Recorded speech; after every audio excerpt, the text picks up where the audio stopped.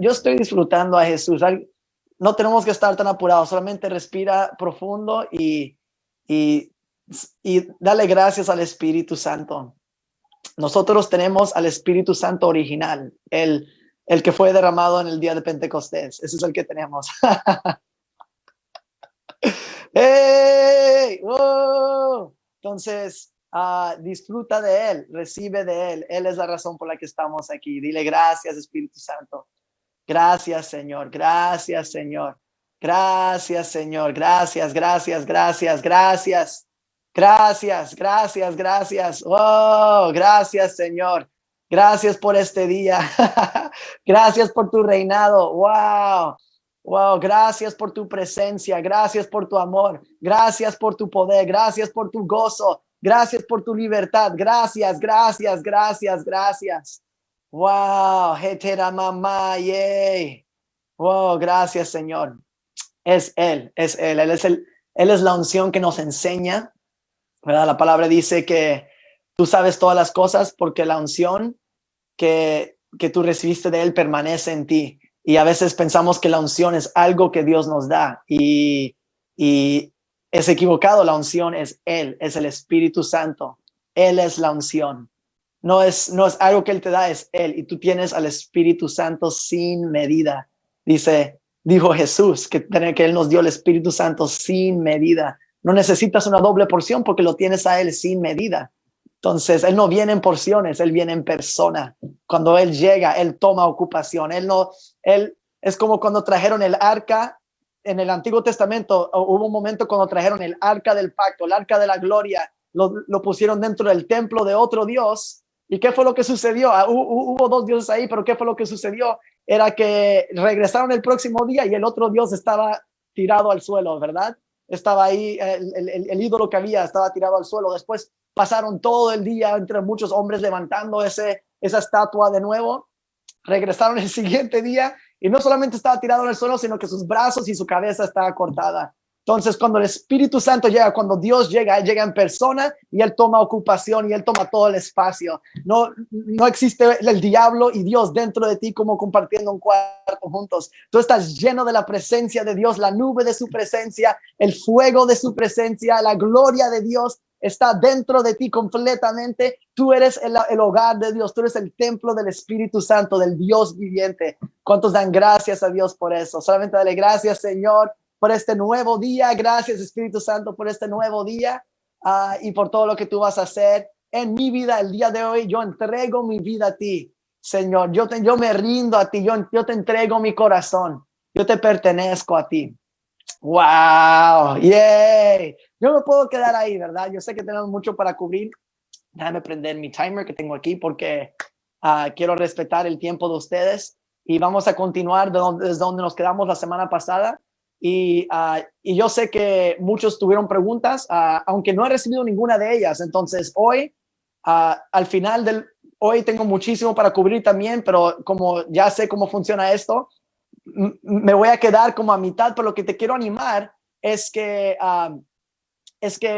me mandes preguntas, pero también quiero darte dos cosas hoy. Lo primero es que quiero recomendarte algunos recursos que tú en tu propio estudio y en tu jornada con el Espíritu Santo tú puedes ir y leer, y a mí me encanta leer, yo me la paso leyendo. Entonces, un buen libro que les puedo recomendar se llama Escatología Victoriosa. Aquí lo tengo en inglés, pero está disponible en español. Y es un libro, este fue el libro que me recomendó mi amigo cuando yo ese fue el primer libro que yo leí sobre el tema y es muy bueno. Otro que puedo recomendar también, aquí traje muchos libros para mostrarles. Este se llama Raptureless, pero también lo puedes conseguir en español en forma digital, se llama Sin Rapto. Si lo buscas en Amazon, Sin Rapto, lo vas a conseguir, está en forma digital.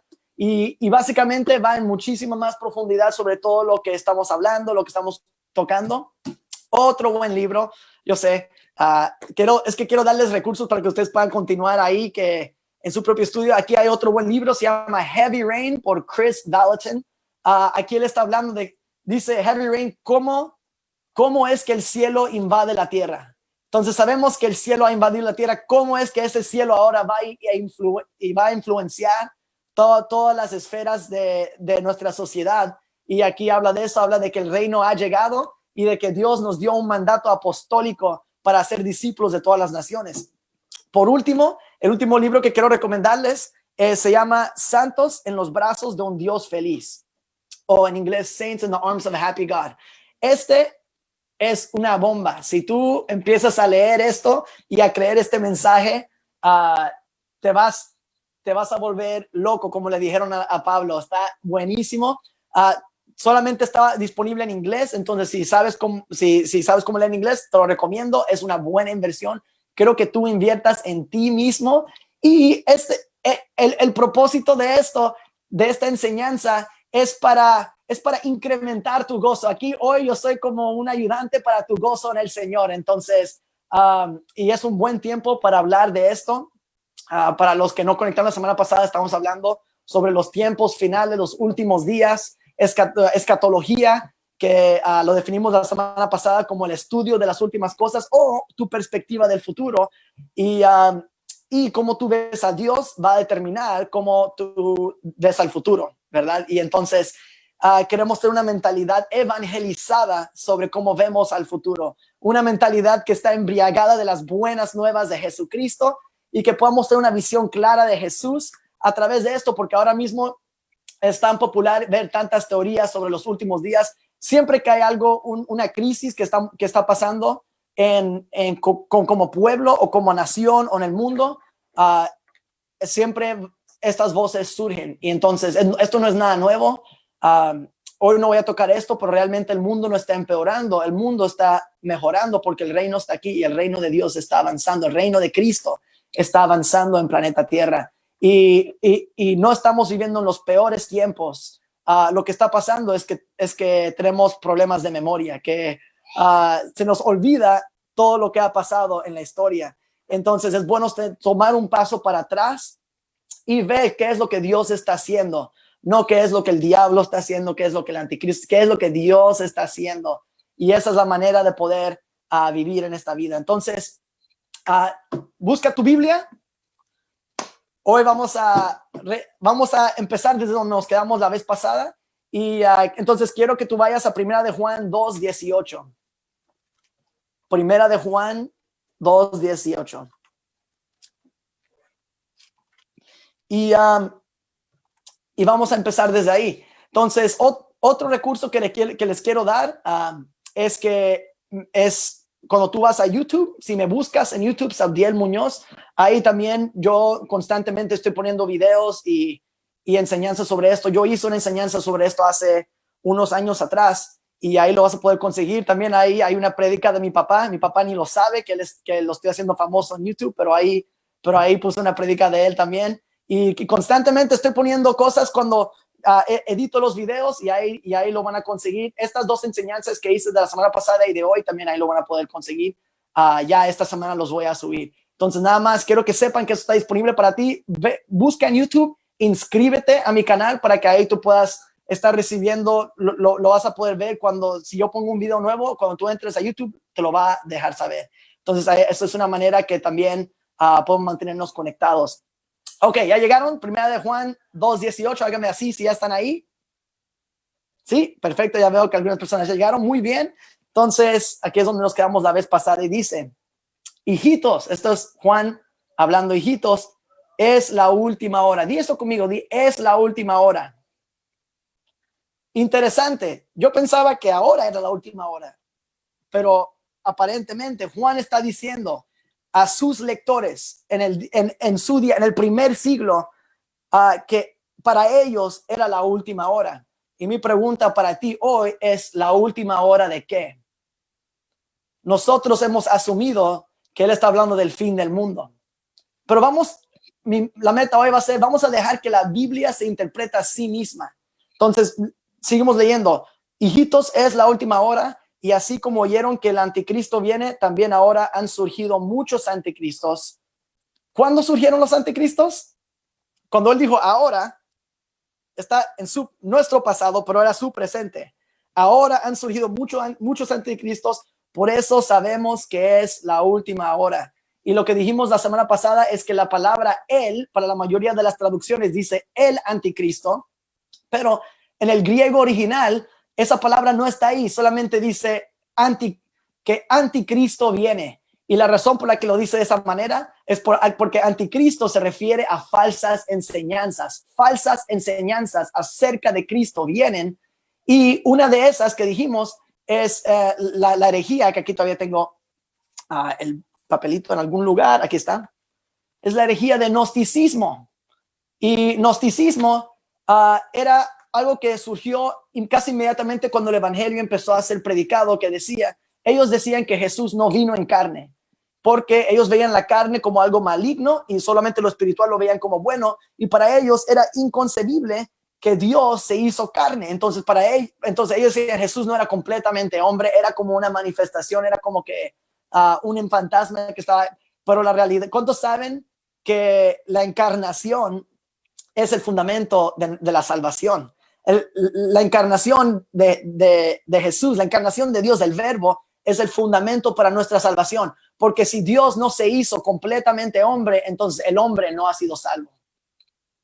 Y si Jesús no es completamente Dios, entonces Dios no es el que nos ha salvado. Entonces esta realidad de que Jesús es completamente Dios y completamente hombre es algo místico, es algo embriagador. Te animo a que tú bebas de esa verdad, porque ahí se encuentra tu unión con Dios, ahí se encuentra tu justificación, ahí se encuentra, porque como Él es, así somos nosotros en este mundo. Come on, somebody. Entonces, pues sí, entonces eso, cuando se habla de anticristo, a eso está refiriéndose. Y cuando ves eso, es casi absurdo pensar. Ya vimos los únicos pasajes que hablan de anticristo en la Biblia. Cuando tú lo ves, es absurdo pensar que eso está hablando de un gobernador que se va a levantar en el futuro.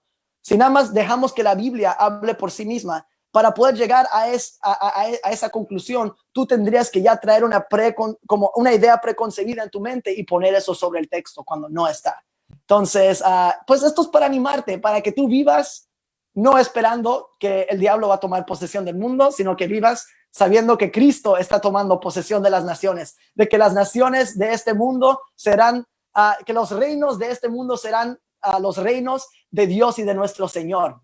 Entonces, continuando por ahí, hoy no me voy a enfocar en el anticristo, eso lo hice la semana pasada, aunque ya he hablado mucho sobre eso. Hoy quiero seguir en adelante. Hoy quiero enfocarme en esa frase que dijo Juan, es la última hora. Y empecé a ver, cuando yo empecé a descubrir esto, empecé a verlo por todo el Nuevo Testamento, que los apóstoles del primer siglo creyeron que ellos estaban viviendo en los últimos días. Y para nosotros es un poco confuso, y he escuchado mucho como, no, pues es que los últimos días empezaron desde la cruz y van a continuar por 2000 años. Y es mejor que la otra teoría que los últimos días están adelante. Pero yo prefiero dejar que la Biblia se interprete. Entonces, vamos a verlo. Yo creo que les voy a dar muchos pasajes rápido. Te animo a que los escribas, porque los voy a decir y los voy a leer, y quizás no vas a tener tiempo de buscarlo por ti mismo. Entonces, te animo a que lo escribas. ¿Está bien? Ten algo para escribir ahí. Entonces, el primer pasaje está en Hebreos 1, versículo 1 al 2. Hebreos 1, del 1 al 2. Y la mayoría de lo que voy a leer lo voy a leer de la Reina Valera, porque la mayoría de nosotros son las Biblias que tenemos, y es la traducción que hemos usado para leer estos pasajes antes. Entonces quiero tomarlo desde ahí para que tú lo puedas ver por ti mismo. ¿Está bien? Hebreos 1, del 1 al 2 dice: Dios habiendo hablado muchas veces y de muchas maneras en otro tiempo a los padres por los profetas, en estos postreros días, en estos postreros días nos ha hablado por el Hijo, a quien constituyó heredero de todo y por quien asimismo hizo el universo. Entonces, el escritor de Hebreos está diciendo, estamos viviendo en estos postreros días. Dios nos habló a través de Jesús. Vayan a Hebreos 9:26. 9:26 lo dice de esta manera: de otra manera le hubiera sido necesario Cristo, hablando de Jesús, de otra manera le hubiera sido necesario a Cristo padecer muchas veces desde el principio del mundo, pero ahora en la consumación de los siglos. ¿Cuándo era la consumación de los siglos? Entonces, él dijo, ahora en la consumación de los siglos se presentó una vez para siempre por el sacrificio de sí mismo para quitar de en medio el pecado. Alguien diga gloria. Wow, él lo hizo en la consumación de los siglos. Él quitó el pecado. Hechos Ahora vamos a un pasaje que muchos hemos leído, pero quizás no hemos notado esto. Hechos capítulo 2, versículo 14 al 17. Este es el día de Pentecostés, cuando el Espíritu Santo fue derramado sobre toda carne. Fíjate en esto. El día de Pentecostés es el domingo que viene. Ya vamos a recordar, pero ¿cuántos saben que un día en específico no hace lo que Dios hizo para nosotros más real? Eso fue un día en la historia, pero la realidad que tú y yo experimentamos es constante. Hoy día es un día de Pentecostés para nosotros. ¿Por qué? Porque tenemos la plenitud del Espíritu Santo, como hemos estado hablando. Pero mira, en Hechos 2, 14 al 17, dice, es en el día de Pentecostés. Ahora Pedro va a hablar. Dice, entonces Pedro, poniéndose en pie con los 11, alzó la voz y les habló diciendo, varones judíos y todos los que habitáis en Jerusalén, esto os sea notorio y oíd mis palabras, porque estos no están ebrios como vosotros suponéis, puesto que es la hora tercera del día o las 9 de la mañana. Mas esto es lo dicho por el profeta Joel. En los postreros días, dice Dios, derramaré de mi espíritu sobre toda carne, y vuestros hijos y vuestras hijas profetizarán, vuestros jóvenes verán visiones y vuestros ancianos soñarán sueños. ¿Cuándo sucederá eso? En los postreros días. ¿Cuándo dijo Pedro que era eso? Él dijo, esto es lo que ustedes que están aquí este día, esto es lo que el profeta Joel dijo, en los postreros días va a ocurrir, ¿verdad? Esto no fue la primera vez que Pedro habló de esto. En primera de Pedro, capítulo 1, versículo 20, él dice esto, porque Cristo, 1 Pedro 1:20 para que lo escribas, porque Cristo estaba preparado desde antes de la fundación del mundo, pero se ha manifestado en estos últimos tiempos por amor a ustedes. Es lo mismo. Primera de Pedro 4:7, mas el fin de todas las cosas se acerca. Entonces nosotros leemos eso y decimos, pues, ¿de qué está hablando? Nosotros, otra vez, tenemos que dejar que la Biblia se interprete a sí misma. ¿Al fin de qué cosas? ¿Verdad? ¿Cuáles son todas esas cosas del que Pedro está hablando? Entonces él dice, sean pues sobrios, que significa piensen con claridad, estén conscientes, ¿verdad? Y velen en oración. Velar significa prestar atención, ¿verdad? Y eso realmente es oración. Oración es prestar la atención a Dios, no a lo que el diablo está haciendo. Presta atención a lo que Dios está haciendo. 1 Corintios 10:11. Ahora lo voy a leer de la Biblia de las Américas. Dice, estas cosas le sucedieron a Israel como ejemplo y fueron escritas como enseñanza para nosotros, para quienes ha llegado el fin de los siglos.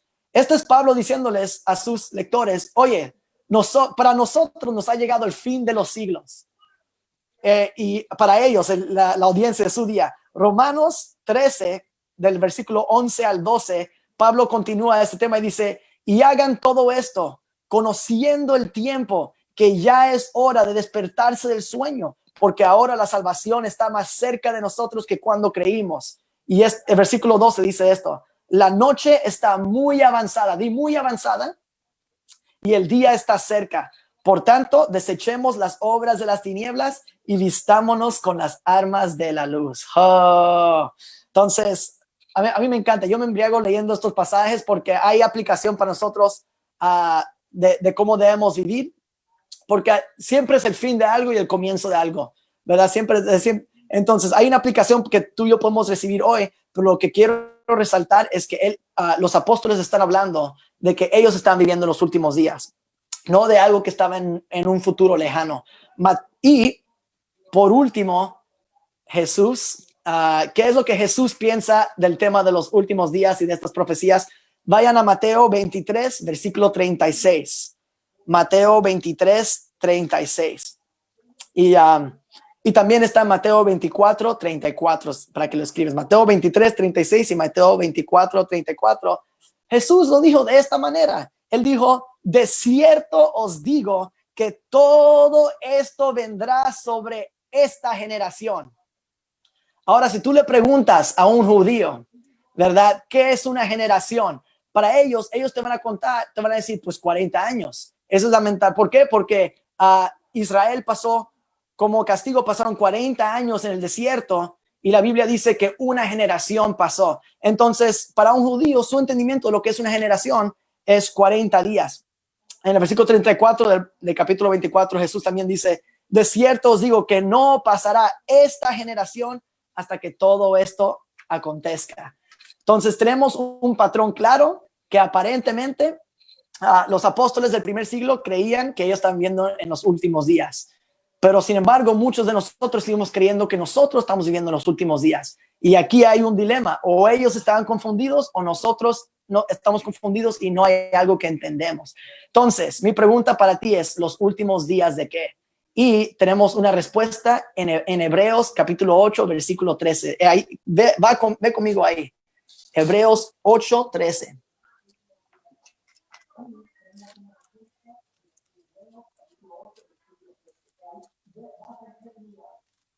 Entonces, perdón, me tardé un poquito para llegar ahí. Hebreos 8:13, ya llegaron, hágame así. Yo quiero que tú veas esto con tus propios ojos. Esto es importante. Porque un tema que a veces no entendemos cuando estamos leyendo el Nuevo Testamento es que esa generación del primer siglo es lo que se llama una generación transicional. Di eso conmigo, transicional. Ellos estaban transicionando del viejo pacto al nuevo pacto en Cristo. Entonces, por un tiempo, el nuevo pacto y el sistema del viejo pacto coexistieron. Eso es algo que a veces no entendemos. Jesús en la cruz establece el nuevo pacto, Dios pone fin a la ley y sin embargo, sacrificios seguían siendo ofrecidos en Jerusalén. A veces existía el templo, el sacerdocio, todo continuaba el sistema del viejo pacto y ese sistema religioso seguía en operación, pero el nuevo pacto había llegado. Pero hubo una generación transicional que transicionaron de lo viejo a lo nuevo. Y mira cómo lo pone en Hebreos capítulo 8, versículo 13. Dice, cuando Dios dijo un nuevo pacto, hizo anticuado al primero, y lo que se hace anticuado y envejece está próximo a desaparecer. Eso es interesante. Él puso fin a la ley en el antiguo pacto, sin embargo, no ha desaparecido completamente. Está próximo a desaparecer. Déjame leérselos de la traducción, la nueva traducción viviente lo dice de esta manera. Dice, cuando Dios habla de un nuevo pacto, quiere decir que ha hecho obsoleto. Di obsoleto. Él hizo el viejo pacto obsoleto. Ya no es útil. Ya es anticuado. Ya no es útil para ti, para mí. La ley ya no tiene jurisdicción sobre el pueblo de Dios. Alguien diga amén a eso. Que en Cristo ya no estamos bajo la ley, estamos bajo la gracia. Que hemos entrado en un nuevo pacto. Es completamente obsoleto. Es absurdo para un creyente en Cristo tratar de regresar a la ley. La Biblia dice que esto es lo que te separa de Cristo. Lo que te separa de Cristo no es tus pecados, es tú tratar de hacerlo por tus propias fuerzas, otra vez bajo la ley. Eso es lo que te separa de recibir la gracia que Cristo ya ha desatado plenamente sobre todos. Y dice, se ha hecho obsoleto, el cual ha caducado. Piensa de esa manera, el viejo pacto ha caducado y pronto desaparecerá. Dice conmigo, pronto desaparecerá. Vemos que está próximo a desaparecer, pronto desaparecerá. La traducción Dios habla hoy dice, poco le falta. La palabra de Dios para todos, la traducción dice, está a punto de desaparecer. Los apóstoles dijeron, es la última hora, son los tiempos finales. La noche, está muy avanzada la noche, el día está a punto ¿de qué están hablando? Están hablando de que eran los últimos días del siglo del viejo pacto. Los últimos días del siglo del viejo pacto. Y eso es tan tremendo. Eran los últimos días. Entonces, hay dos cosas que a veces no entendemos como cristianos ahora en el siglo XXI, ¿verdad? Lo primero es esto. Es que el viejo pacto no es igual al Viejo Testamento. Lo es otra vez, el viejo pacto no es lo mismo al Viejo Testamento. Y el nuevo pacto no es lo mismo al Nuevo Testamento. El Viejo Testamento empieza en Génesis 1:1, ¿verdad? En el principio. Pero el viejo pacto no empieza hasta que Dios da la ley en el monte Sinaí. Y eso está como a mitad del libro de Éxodo. De la misma manera, el Nuevo Testamento empieza en Mateo 1:1, pero el nuevo pacto no comienza hasta la cruz. Entonces, en el Nuevo Testamento, Jesús fue el único maestro y profeta que vivió en ambos lados de los pactos. Él fue un maestro bajo la ley y también fue un maestro en la gracia, ya que resucitó. Y lo que vemos después de la cruz, estamos viendo las palabras de Jesús en el nuevo pacto. Entonces yo quiero darles una ilustración de esto para que nada más puedan tener, les voy a compartir aquí una imagen y no me está dejando. Está bien, se los comparto por Facebook después. Quería compartir aquí, pero básicamente te muestra cómo es que el nuevo pacto no empezó, cómo es que la línea de tiempo, ¿cómo les digo? Que el nuevo pacto empezó en el monte Sinaí, pero el nuevo pacto continuó hasta entrando en el Nuevo Testamento y continuó, y hubo un tiempo cuando el nuevo pacto y el antiguo pacto coexistieron, o mejor dicho, el sistema del viejo pacto, ese sistema religioso coexistió por un tiempo con el nuevo pacto que eran los creyentes ahora en el reino y todo eso. Entonces, eso es lo primero que a veces no entendemos. Lo segundo que a veces no entendemos es que lo que ya les he dicho, que por un tiempo el viejo pacto coexistió con el nuevo pacto. Y ese sistema del viejo pacto seguía en operación. Y hay muchas sombras de esto en el Antiguo Testamento. La primera es David y Saúl. Entonces, muchos saben la historia del rey David y el rey Saúl. Saúl era un rey escogido conforme a la carne, por su apariencia externa. Él parecía como un rey. Entonces, pero David era un rey conforme al corazón de Dios, por lo que Dios veía internamente. Y ellos representan esto. David representa el reino o la jurisdicción que tiene el nuevo pacto, lo que Dios quería hacer. Y Saúl representa ese antiguo pacto. David fue ungido como rey en el primer año que Dios rechazó a Saúl. Entonces, cuando Dios rechazó a Saúl, ese primer año, al mismo tiempo Dios ungió a David. Sin embargo, David no comenzó a reinar inmediatamente. ¿Sabes cuánto tiempo tuvo que esperar David para empezar a reinar? Él esperó 40 años para poder reinar y entonces él tomó su lugar en el trono. Y durante ese tiempo de transición, Saúl persiguió a David. Y esto es una sombra, esto es una imagen de nosotros en el Antiguo Testamento de lo que estaba pasando con la iglesia en el Nuevo Testamento. Otra imagen que tenemos es Isaac e Ismael. También muchos sabemos la historia de Isaac e Ismael, los dos hijos de Abraham. Isaac representa a los hijos del nuevo pacto, nacido de Sara, que representa el nuevo pacto. Ismael representa a los hijos del viejo pacto, o Agar. Agar representa el antiguo pacto, la mentalidad de esclavitud.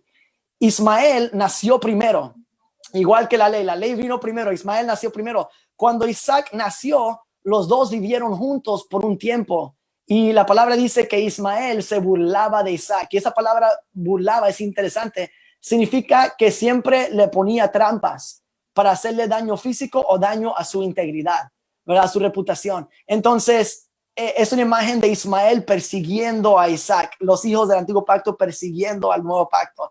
Y esto continuó ¿hasta cuándo? Hasta que Abraham echó fuera a Ismael con su mamá. Esa mentalidad de esclavitud los echó fuera. Y eso es la última imagen del Antiguo Testamento que quiero mostrarles, es los dos tabernáculos. Yo sé que estoy hablando rápido porque tengo mucho para cubrir. Los dos tabernáculos. Entonces, en el Antiguo Testamento también hubo un tiempo en la historia de Israel cuando ellos tenían dos tabernáculos en operación al mismo tiempo. Y esto tú puedes pensar cómo. Entonces, existía el tabernáculo de Moisés y existía el tabernáculo de David.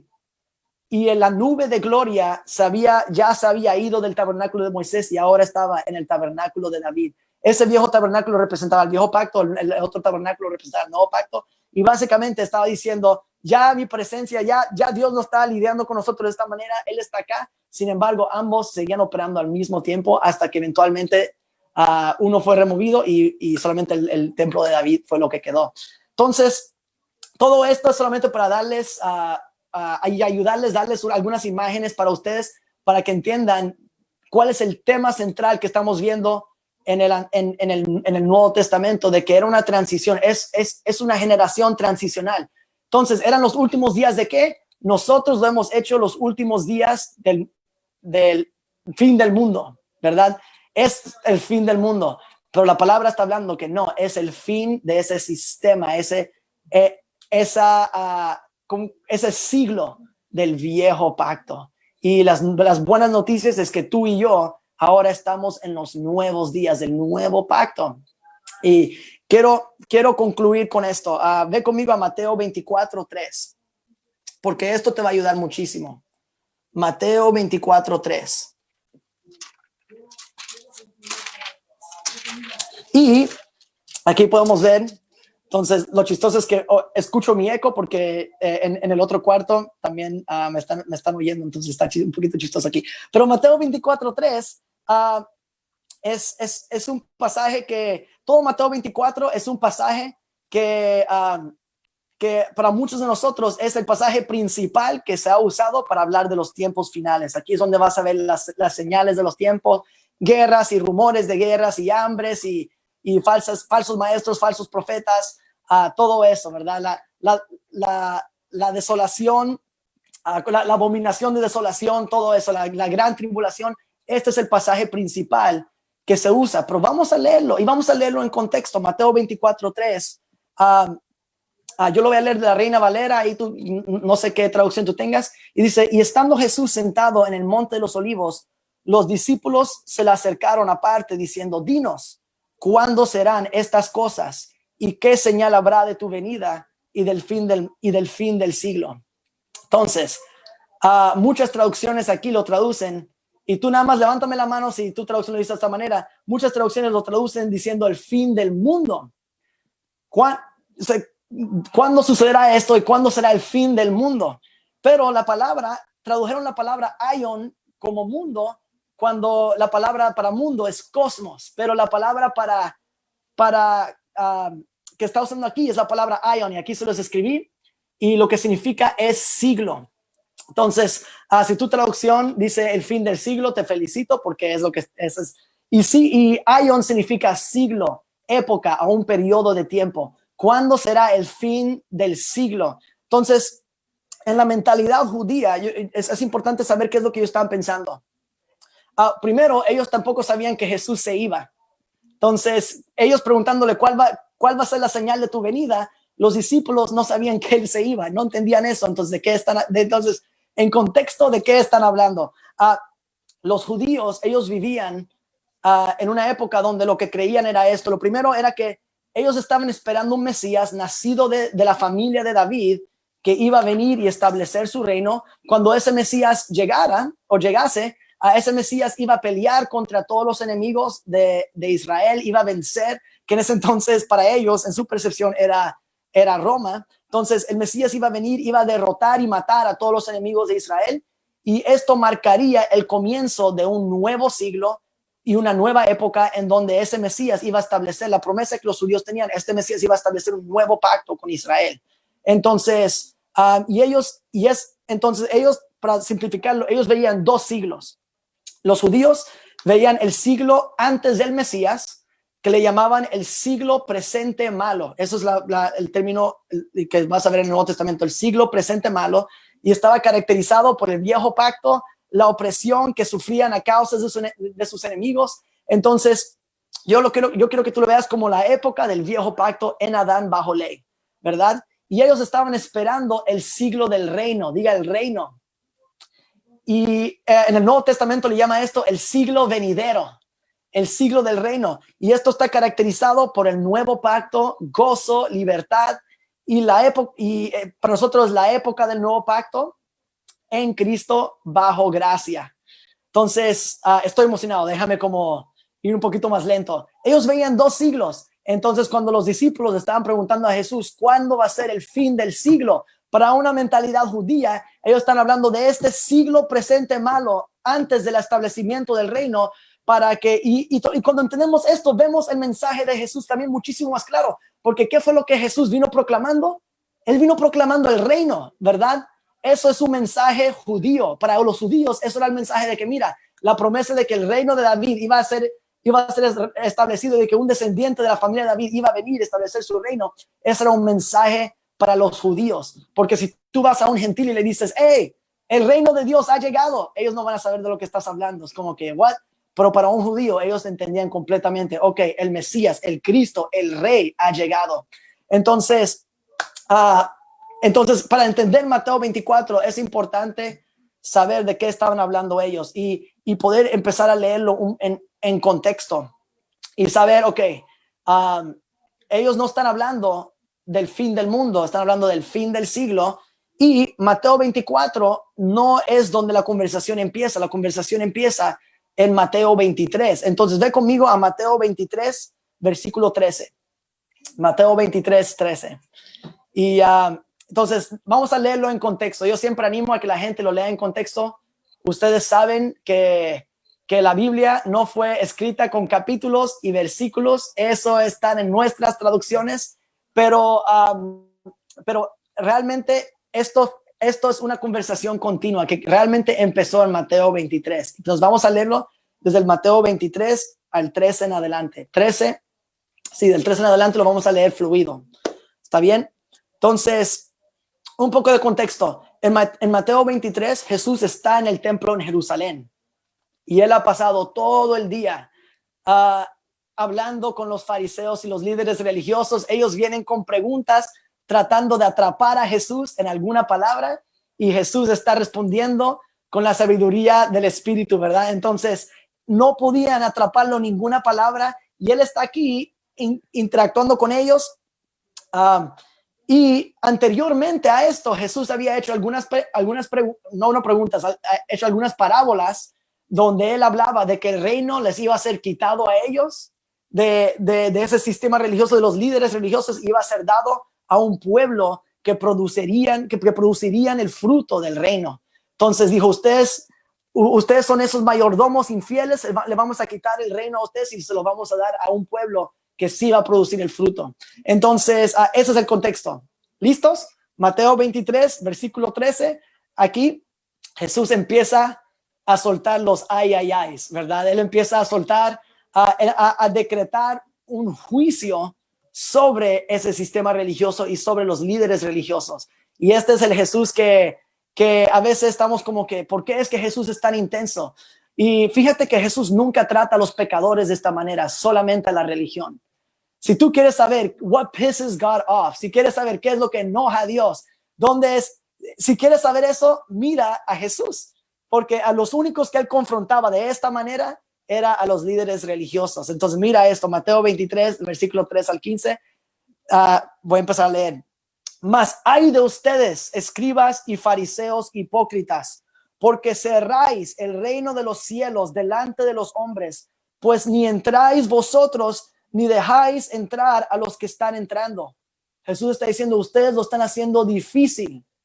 Están poniendo pesos que ustedes ni pueden cargar y están haciendo que otros los carguen y lo están haciendo difícil de entrar cuando el Padre nunca diseñó que eso fuera algo difícil para ustedes entrar. Están cerrando el reino, haciéndolo difícil. Y ni ustedes están entrando. Y él dice, ay de vosotros, escribas y fariseos hipócritas, porque devoráis las casas de las viudas y como pretexto hacéis largas oraciones. Por esto recibiréis mayor condenación. Yo amo este versículo porque literalmente Jesús está condenándolos por hacer largas oraciones. Entonces es como, ¿por qué? No es porque hay algo mal con hacer largas oraciones, es porque es autojusticia. Entonces Dios tiene cero tolerancia para autojusticia. Todo es un don de gracia, todo es algo gratuito. Versículo 15. Ay de vosotros, escribas y fariseos hipócritas, porque recorréis mar y tierra para ser un prosélito. Un prosélito, ¿sabes lo que es un prosélito? Eso es un converso. Está hablando de evangelismo religioso. Oh, ¿verdad? Entonces, si tú sientes un peso sobre ti a causa de evangelismo religioso, yo quiero librarte de hoy. A Dios tampoco le gusta eso. Ustedes corren mar y tierra para ser un prosélitos y una vez que lo conviertas, una vez hecho, lo hacéis 2 veces más, hijo del infierno que vosotros. Y ahí voy a dejar eso. Voy a continuar. Y entonces aquí Jesús empieza un rol con ellos, ¿verdad? Pam, pam, pam, pam, pegándole al orgullo de ese sistema religioso. Y después llegamos, ve conmigo al versículo 29. Vamos a brincar al versículo 29. Y Jesús continúa pegándoles duro todo este capítulo. Y dice, ay de vosotros, escribas y fariseos, hipócritas, porque edificáis los sepulcros de los profetas y adornáis los monumentos de los justos y decís, si nosotros hubiésemos vivido en los días de nuestros padres, no hubiéramos sido sus cómplices en la sangre de los profetas. ¿Por qué? Porque Israel apedreó a los profetas y los mató. Todos los que Dios enviaba a ellos, y Jesús compartió muchas parábolas de esto, que todos los que Dios enviaba a ellos para comunicarles el corazón de Dios, ellos los mataban. Y ahora ellos están adornando esos diciendo, pues si nosotros hubiéramos vivido en estos tiempos, nosotros no hubiéramos hecho eso. Sin embargo, ellos estaban a punto de hacer exactamente lo mismo cuando Dios no solamente mandó un profeta, él mandó a su hijo. Ellos están a punto de rechazarlo y matarlo, y no solamente a él, sino también a los que Dios iba a mandar a la iglesia. A los apóstoles estaban a punto de hacer lo mismo. Y dice, versículo 31, así que ustedes dais testimonio contra vosotros mismos de que sois hijos de aquellos que mataron a los profetas, porque ellos estaban a punto de cometer exactamente el mismo pecado. Y dice, vosotros también llenad la medida de vuestros padres, serpientes, generación de víboras. ¿Cómo escaparéis? Jesús es como, doesn't hold back any punches. ¿Cómo escaparéis de la condenación del infierno? Entonces, cuando tú tienes un entendimiento también de leer esto en contexto, como lo estamos hablando, también Dios va a empezar a cambiar tu mentalidad de lo que es el infierno. Porque el infierno no es lo que la religión te enseña, está conectado con esto de que Jesús está decretando aquí. La palabra que él usa es Gehenna. Entonces dice, ¿cómo escaparéis de la condenación del infierno? Por tanto, he aquí, yo os envío profetas y sabios y escribas hablando de la iglesia. Él les iba a enviar. Y de ellos a unos mataréis y crucificaréis, y a otros azotaréis en vuestras sinagogas y perseguiréis de ciudad en ciudad, para que venga sobre vosotros. ¿Sobre quiénes? Sobre ellos en ese día, sobre vosotros, toda la sangre justa que se ha derramado sobre la tierra, desde la sangre de Abel el justo hasta la sangre de Zacarías, hijo de Berequías, a quien mataron entre el templo y el altar. De cierto os digo que todo esto vendrá sobre esta generación. Jesús está declarando juicio sobre el sistema religioso y sobre Israel, que no había creído y recibido el evangelio y que se había aferrado al viejo pacto. El pueblo, porque ellos eran el pueblo que estaban en pacto con Dios y que habían rechazado el evangelio. Entonces, lo que la Biblia, cuando habla de los hijos de desobediencia, de esto está hablando. No está hablando simplemente de pecadores, está hablando específicamente de los hijos de desobediencia. Es el pueblo de Dios que estaba en pacto con Dios, pero que rechazó el evangelio, que no obedeció, que no tuvo la obediencia y la fe de creer el evangelio. Entonces, en los días de Jesús, la Biblia hebrea, ¿verdad? Nosotros tenemos nuestra Biblia. Si tú abres el Antiguo Testamento, el primer libro es Génesis y el último libro es Malaquías, ¿verdad? En el Viejo Testamento. Yo voy hacia un punto. Pero en el día de Jesús, ellos también tenían una Biblia hebrea, ¿verdad? Ellos tenían sus escrituras, pero las escrituras de ellos estaban en un orden diferente que el nuestro. La Biblia de ellos empezaba en Génesis igual que la nuestra, pero terminaba con el libro de Zacarías, ¿verdad? Que simplemente estaba en otro orden, eran los mismos libros, pero en un orden diferente. Entonces, esto es importante saberlo, porque cuando Jesús dice, mira el versículo 35, Jesús dijo, desde la sangre de Abel el justo, que está en Génesis, hasta la sangre de Zacarías, el último libro de sus escrituras, toda la sangre inocente va a caer sobre ustedes. Entonces, lo que Jesús está diciendo es que el juicio por toda la sangre inocente derramada en el Viejo Testamento, desde Génesis, desde tu primer libro hasta tu último libro, que era una sombra de que ellos iban a perseguir ahora a la iglesia y a Jesús y a los profetas y a los apóstoles, iba a caer ahora sobre ellos. Y seguimos leyendo. Si nos quedamos ahí, queda como una imagen como, it's like, oh my God, ¿por qué es que Jesús está tan intenso en este pasaje? Lee conmigo versículo 37, exactamente el próximo versículo. Aquí es donde tú vas a ver el corazón de Jesús. Y esto es importante. Jesús, en algunos evangelios paralelos, dice que él estaba llorando al decir esto. Jesús no está declarando esto ahora enojado. Él tiene un corazón, él está lamentando, esto no es lo que yo quise para ustedes, pero esto es lo que ustedes están escogiendo. Versículo 37 dice, Jerusalén, Jerusalén, que matas a los profetas y apedreas a los que te son enviados. ¿Cuántas veces quise juntar a tus hijos como la gallina junta a sus polluelos debajo de sus alas? y no quisiste. Aquí Jesús está expresando su corazón. Él dice, yo quise atraerlos a mí, yo quise abrazarlos, yo quise protegerlos y darles misericordia, pero ustedes no quisieron, ustedes rechazaron. Y entonces esto es importante saber, que este juicio que Jesús está declarando no es ni tanto Dios activamente castigando a Israel, es ellos autodestruyéndose, recibiendo las consecuencias de sus propias decisiones en continuar en el camino en que estaban. Y versículo 39, porque os digo que desde ahora no me veréis hasta que digáis, bendito el que viene en el nombre del Señor. Y ahora llegamos a capítulo 24. No hay una pausa aquí. En nuestras Biblias son diferentes capítulos, pero cuando fue escrito, esto es continuo. Entonces, acuérdate que Jesús acaba de declarar esto dentro del templo. Cuando Jesús salió del templo y se iba, se acercaron sus discípulos para mostrarles los edificios del templo. Respondiendo él, les dijo, ¿veis todo esto? De cierto os digo que no quedará aquí piedra sobre piedra que no sea derribada. Aquí Jesús acaba de declarar juicio sobre tres cosas. Uno, él declaró juicio sobre Jerusalén, sobre la ciudad de Jerusalén. Él lamentó sobre Jerusalén y dijo, tu casa te será dejado desolada. En otras palabras, viene juicio sobre la ciudad. Lo segundo es, él acaba de profetizar la destrucción del templo. Él dijo, aquí piedra no va a quedar sobre piedra.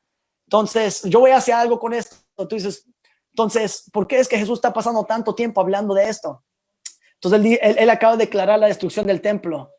Ahora llegamos al versículo 3, y estando Jesús sentado en el monte de los olivos, los discípulos se le acercaron aparte, en privado, diciendo, dinos, ¿cuándo serán qué? Estas cosas. ¿De qué están hablando ellos? De la destrucción del templo y de lo que venía sobre Jerusalén, lo que Jesús acababa de hablar. No están cambiando el tema al fin del mundo. Ellos no están conscientes de eso. Eso no es la mentalidad judía. Esa es la mentalidad occidental ahora del siglo XXI, pero no es lo que ellos están pensando. ¿Cuándo serán estas cosas? ¿Y qué señal habrá de tu venida y del fin del siglo? Entonces, algo que nos confunde a veces es cuando dice, ¿cuál será la señal de tu venida? Porque la mayoría de los cristianos no saben el lenguaje profético del Antiguo Testamento. Entonces Dios, algo que yo descubrí al estar estudiando esto, es que ellos no sabían que Jesús se iba. Entonces, ¿de qué están hablando? ¿De qué están refiriéndose? En el Antiguo Testamento, esta frase, la venida del Señor, o el Señor viniendo con nubes, y les voy a dar unos pasajes ahorita, no los voy a leer, nada más escríbanlos. Era lenguaje profético y simbólico que para la audiencia en los días de Jesús significaba Dios viniendo en juicio sobre una ciudad. Y esto ahora todo empieza a tener sentido. Esto lo puedes encontrar en Salmo 18, versículos 7 al 12, Salmo 104, versículo 3, Isaías 19, versículo 1, Joel capítulo 2, versículo 1 y 2, Sofonías capítulo 1, versículo 14 y 15 y muchos otros lugares. Entonces, ahora el contexto está claro. ¿De qué están hablando ellos? Están hablando de lo que Jesús acaba de profetizar. Las tres preguntas que ellos hicieron están conectadas. Dice, no están hablando de su venida porque ellos ni entendían que Jesús se iba. Y hay muchas promesas de que tenemos del retorno final de Jesús. Entonces yo sí creo en el retorno final de Jesús. No entienden que no, pero para este pasaje específico, ¿de qué están preguntando? No están preguntando del fin del mundo. Están hablando de algo que está muy real en sus días. Y entonces Jesús hizo esta profecía en el año 30, ¿verdad? Ahí es cuando Jesús declaró esta profecía, es cuando Jesús fue crucificado en el año 30 después de Cristo. Entonces, él dijo, todo esto que yo estoy profetizando va a ocurrir en esta generación. Entonces, una generación ya dijimos que es 40 años. Para la persona judía, una generación es 40 años. Déjame preguntarte, ¿qué sucedió 40 años después que Jesús hizo esta profecía?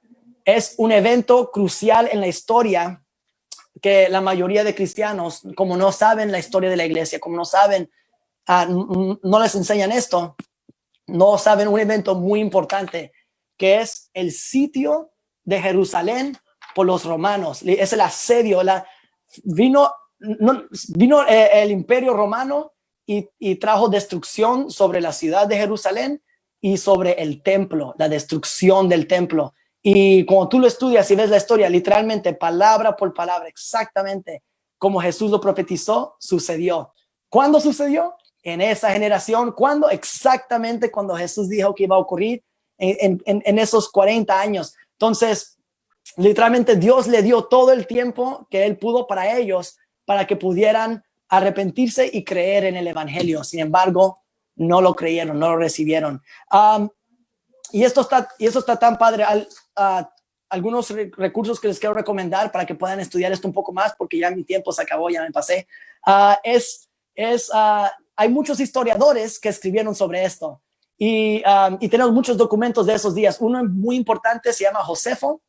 Él escribió algo que se llama las guerras de los judíos y él fue un historiador judío fariseo, ni cristiano. Él no era cristiano, ni era de los dioses de los romanos. Él era judío fariseo y él era un testigo ocular de todo lo que había ocurrido. Él estaba presente escribiendo la historia de todo lo que pasó y él, sin creer en Jesús, cuando tú empiezas a leer, que vale la pena leer todo lo que él escribió, es cuán claramente, a veces palabra por palabra, se cumple la profecía de Mateo 24. Entonces, por ejemplo, una de las cosas que Jesús profetizó era que iban a haber guerras y rumores de guerras. Entonces, eso nos asusta a nosotros porque nosotros pensamos, estoy viendo guerras y rumores de guerras. Pero ¿cómo es eso una señal para nosotros? Nosotros nos pasamos, pero en los días de los discípulos, ellos vivían en un tiempo en la historia que se llamaba la Pax Romana. Y nosotros decimos, ¿qué es eso? Ellos no escuchaban de guerras y rumores de guerras porque el Imperio Romano había ya tomado control de todo el mundo que ellos conocían civilizado. Entonces, ellos vivían en un tiempo donde no había guerras. Entonces, cuando Jesús les dijo a ellos, ¿sabes qué? Una de las señales de que esto ya está pronto por suceder es que van a empezar a escuchar de guerras. Era una señal para ellos, pero no es una señal para nosotros, porque no vivimos en un tiempo donde no se escucha de guerras, pero para ellos era una señal muy clara. Dijo, cuando ustedes empiezan a ver esto, Jesús dijo que vienen hambres, que va a haber terremotos, que va a haber todo esto. Y en los días de ellos empezaron a haber muchísimos terremotos. Los historiadores durante este tiempo fue cuando la isla de Pompey, yo creo que Pompeyo, que el volcán explotó y literalmente se tragó una ciudad entera. También hay muchas cosas así. En el Nuevo Testamento vemos muchísimos terremotos. Era un tiempo de terremotos en un nivel escalado. También era un tiempo de hambres. Hubo hambres que se extendió durante ese tiempo, que también están en el libro de Hechos. Hay un hambre que está escrito ahí, que vino sobre Jerusalén, que la iglesia tuvieron que mandar comida a Jerusalén. Y si tú sigues ahí estudiando palabra por palabra todo lo que Jesús profetizó en Mateo 24, no está en nuestro futuro, está en nuestro pasado. Ok, todo esto para decir esto. ¿Qué significa para esto? Uno, tú no tienes que vivir con la expectativa de que todas esas señales están en tu futuro. Tienes que entender que esto eran señales de ¿qué? Del fin del siglo del viejo pacto. De que Jesús está declarando, mira, sí viene un fin a todo esto. ¿Y qué más? ¿Qué significado tiene esa destrucción? ¿Por qué es que hay tanto énfasis en esto en el Nuevo Testamento? Uno, y aquí lo escribí para tenerlo ya rápido, 4 cosas claves sucedieron. Lo primero era que el templo fue completamente derribado, literalmente piedra sobre piedra, porque el templo estaba cubierto de oro. Entonces lo que los romanos hicieron era, cuando pusieron fuego al templo, el oro se empezó a derretir, así se dice, ¿verdad? A derretir, y ellos dijeron, ok, pues no queremos que el oro se pierda. Empezaron a quitar piedra sobre piedra para remover el oro que estaba sobre la piedra, y las quitaron. Eso está escrito en los escritos de Josefo. Entonces, exactamente, no quedó piedra sobre piedra que no fuera removida, exactamente como Jesús lo dijo. ¿Y qué significa esto para nosotros? Es que hay un nuevo templo. There's a new temple. Mira tus manos, mira tu pancita por un momento. Dios removió el viejo templo, y esto fue la primera manifestación así global del fin de la ley, del fin del viejo pacto, de que estamos en nuevos días, que el templo fue removido. Y si los cristianos no sabemos esto, vamos a seguir pensando con una mentalidad de la ley. Y yo estaba pensando esto esta semana como que, wow, los cristianos, ¿cómo normalmente cuando vamos a la iglesia, cómo le llamamos a ese edificio? El templo, ¿verdad? Decimos, vamos al templo. Cuando tú entras al templo, ¿cómo le llamamos el cuarto donde nos reunimos? El santuario. Luego, ¿qué es lo que está al frente? El altar, ¿verdad? ¿Y qué hacemos ahí? Traemos nuestras ofrendas. ¿Cómo le llamas a los que están adorando? Los levitas. Yo dije, oh my goodness, la mentalidad del viejo pacto sigue en la mente de la iglesia y es como seguimos hablando del templo como un edificio y del santuario como no nos damos cuenta que ahora Dios dijo, yo nunca deseé vivir en un edificio. Yo preparé para mí mismo una casa no hecha por manos de hombres. Yo decidí habitar y vivir dentro de mi esposa, dentro de mi iglesia. Y mi reino ya no es algo que viene desde externamente, es algo que ha llegado dentro de ti. Alguien diga, gloria. En la destrucción del templo, en el Antiguo Testamento, no en el Antiguo Testamento, ahí en 70 años después de Cristo, marcó el fin de ese sistema. Dios dijo, nunca más habitaré dentro de un edificio. Por eso, cuando tú lees en el libro de Apocalipsis, cuando viene la Nueva Jerusalén, ¿qué es lo que dice sobre esa ciudad de la Nueva Jerusalén? No había templo. Alguien diga, wow, no había templo. ¿Por qué? Porque ya Dios no vive en un templo hecho Él dice, yo habito en mi pueblo, yo habito en ustedes. Mira tu pancita y dile, hola Espíritu Santo. Él ha venido a habitar dentro de ti. Es su lugar favorito de encuentro. Ahí es donde Él está. Lo segundo que sucedió, entonces lo primero fue que el templo fue destruido. Lo segundo que sucedió fue que todos los sacrificios cesaron. Todos los sacrificios que ellos estaban trayendo cesaron. ¿Qué significa esto para ti, para mí? Es que Cristo es el sacrificio suficiente que quita el pecado de todo el mundo. Dios estaba diciendo, yo nunca deseé que tú me trajeras sacrificios. Yo deseé ser el sacrificio. Yo no estaba demandando, yo estaba proveyéndote el sacrificio como mí mismo. Mi sangre, mi propia sangre es la que quita todo tu pecado y te libera de todo pecado. Lo tercero, que esto lo voy a decir, va a sonar raro, pero te lo voy a explicar. ¿Está bien? Lo tercero que sucedió es que todos los registros de las familias, las genealogías que ellos tenían como judíos fueron quemados. Específicamente los de los sacerdotes fueron quemados. Lo que esto significa es que hoy día y desde ese punto en adelante y para siempre, es imposible reinstituir o restaurar el sacerdocio que existía bajo la ley. Ustedes saben que bajo la ley tenían su sacerdocio que eran a través de la línea de los levitas y el libro de Hebreos toma este tema y él dice, no, ahora hay un nuevo sacerdocio. Esto es un nuevo pacto y en este pacto tenemos un nuevo sumo sacerdote, hay un nuevo sacerdocio y el sumo sacerdote es Jesús y el nuevo sacerdocio ya no es una tribu, ahora somos todos. Todos tenemos acceso directo a ministrarle al corazón de Dios, a conocerlo, a tener una relación con Él. Somos reyes y sacerdotes. Y lo último que ocurrió también es que la persecución, como Jesús había profetizado, la persecución que venía del antiguo pacto cesó hacia la iglesia. Y la iglesia por un tiempo experimentó una temporada de paz. Esto es muy importante porque ellos estaban bajo muchísima, realmente en el primer siglo los que estaban persiguiendo la iglesia, no era Roma todavía, Roma vino después, pero realmente era el antiguo pacto y eso cesó. Es lo que Jesús está declarando. Entonces, espero que esto les ayude. Ya les di algunos libros que pueden continuar leyendo. Ya ahora tú puedes regresar y leer Mateo 24 y toda esa conversación y léelo en contexto y vas a ver que Jesús no está hablando del fin del mundo. Él está hablando del fin del siglo del viejo pacto. Le está diciendo, mira, cuando todo esto ocurra, aquí van a saber que el fin de ese siglo, el fin de esa época, de ese sistema está cerca.